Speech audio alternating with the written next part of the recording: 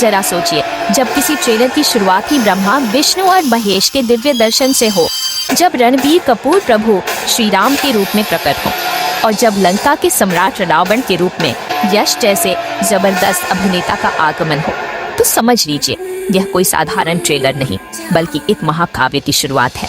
इस ट्रेलर की शुरुआत एक बेहद दिव्य दृश्य से होती है, जहां ब्रह्मा, विष्णु और महेश के दर्शन होते हैं। ये दृश्य इतना प्रभावशाली है कि मन जैसे स्थिर हो जाता है और यहीं से ट्रेलर एकदम अलौकिक माहौल में प्रवेश करता है। इसके बाद होती है प्रभु श्री राम की भव्य एंट्री।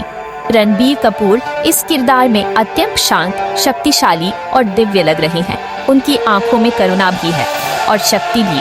उनका पूरा रूप, उनका शरीर, उनका तेवर, सब कुछ अत्यंत प्रभावशाली है। ऐसा लगता है मानो वे सच में मर्यादा पुरुषोत्तम बन गए हों।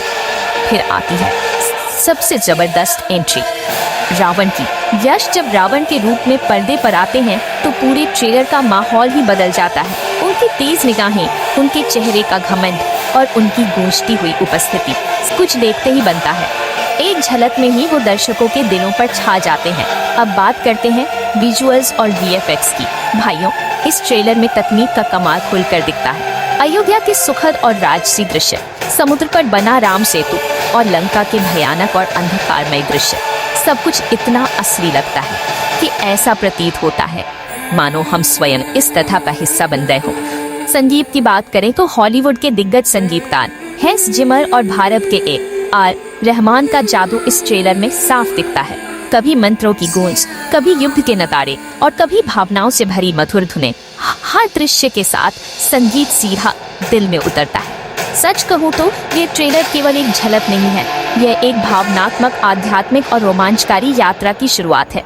एक ऐसी महागाथा जिसे केवल देखा नहीं बल्कि महसूस किया जाता है। अब तो बस इंतजार है इस महाकाव्य के सिनेमा घरों में आने का।